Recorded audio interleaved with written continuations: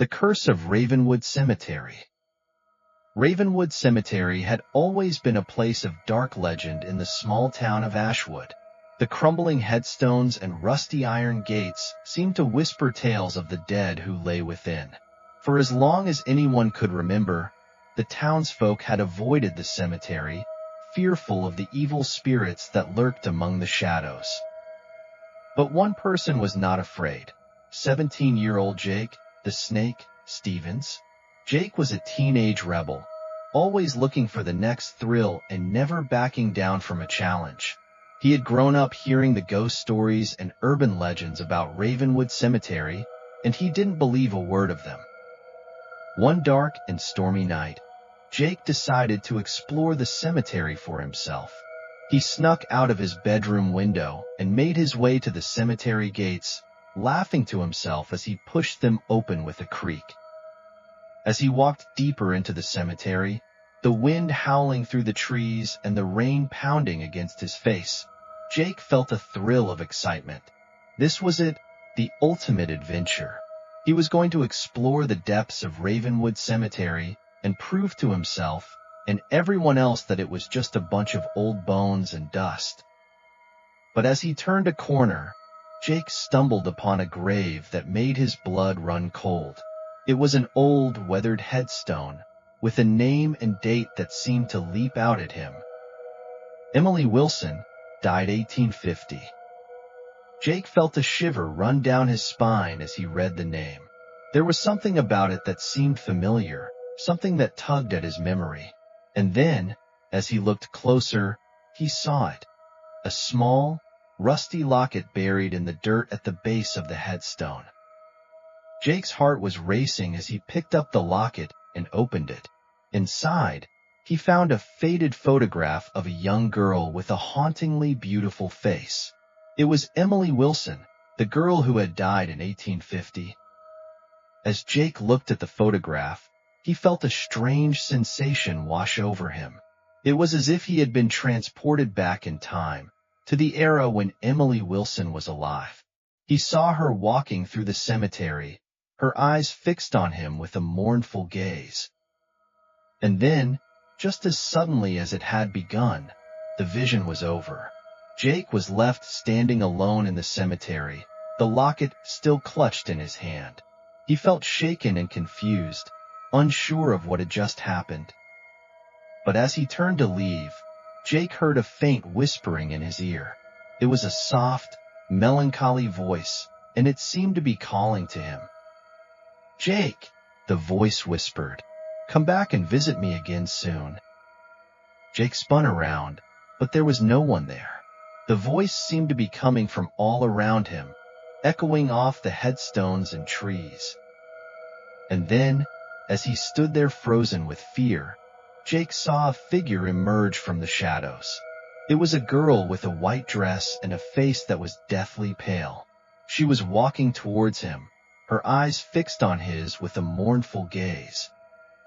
Jake tried to run, but his feet seemed rooted to the spot. The girl drew closer and closer, until he could see the sadness in her eyes. "Who are you?" Jake whispered, his voice trembling with fear. "I am Emily Wilson," the girl replied, her voice barely above a whisper. "And you, Jake Stevens, are a trespasser in my domain." As Jake watched in horror, Emily's face began to change. Her eyes turned black as coal, and her skin grew even paler. She reached out a hand and touched Jake's face, and he felt a chill run down his spine. "You should not have come here," Emily whispered, her breath cold against Jake's ear. "Now you will never leave." And with that, everything went black. When Jake came to, he was lying on the ground, his head throbbing with pain. The storm had passed, and the sun was shining down on him. He sat up, rubbing his head, and looked around. He was alone in the cemetery. There was no sign of Emily Wilson, or the ghostly apparition that had spoken to him. Jake stumbled to his feet, wondering if it had all been just a wild imagination. But as he looked down at the locket still clutched in his hand, Jake knew that it had been real. He had uncovered a dark secret in Ravenwood Cemetery, and now he was being drawn back into its clutches. Over the next few days, Jake found himself becoming increasingly obsessed with Emily Wilson and the mysterious locket. He spent every spare moment researching the history of the cemetery and the family that had once lived there. And then, one night, Jake received a mysterious package in the mail. Inside, he found a small, leather-bound book with a note attached to it. The note read, "Meet me at Ravenwood Cemetery at midnight if you want to learn the truth about Emily Wilson." Jake's heart was racing as he read the note. Who could have sent this? And what did they want from him? Despite his reservations, Jake found himself drawn to the mystery. He decided to go to the cemetery at midnight, hoping to uncover the truth about Emily Wilson and the strange occurrences that had been happening. As the clock struck midnight, Jake made his way to the cemetery.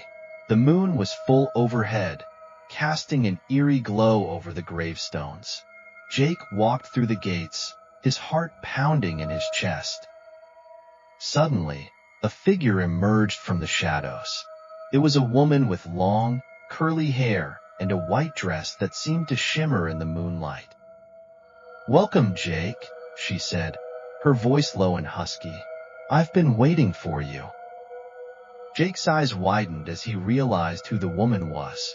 It was Emily Wilson, the ghostly apparition he had seen in the cemetery before. "What do you want from me?" Jake asked, trying to keep his voice steady.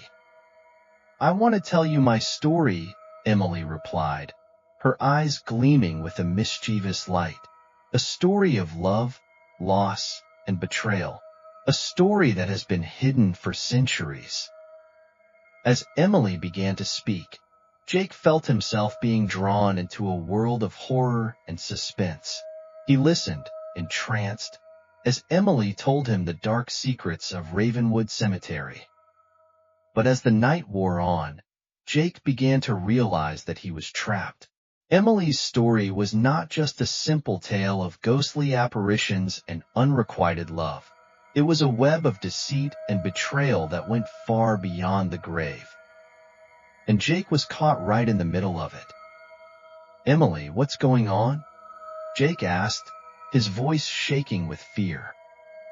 "You'll find out soon enough," Emily replied, her eyes glinting with a malevolent light. "But for now, let's just say that you're a part of my story now, and there's no escape."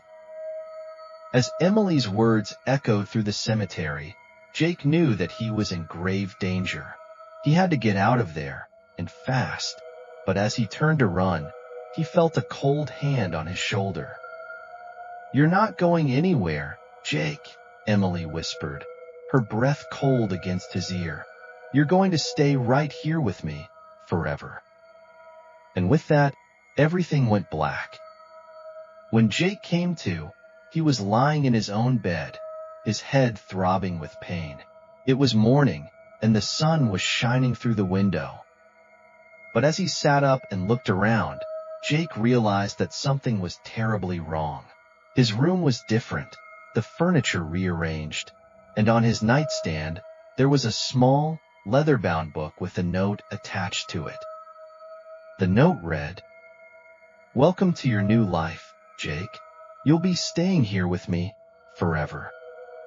As Jake's eyes widened in horror, he realized that he was trapped in a living nightmare. Emily Wilson's curse had followed him home, and now he was a prisoner in his own house. And there was no escape.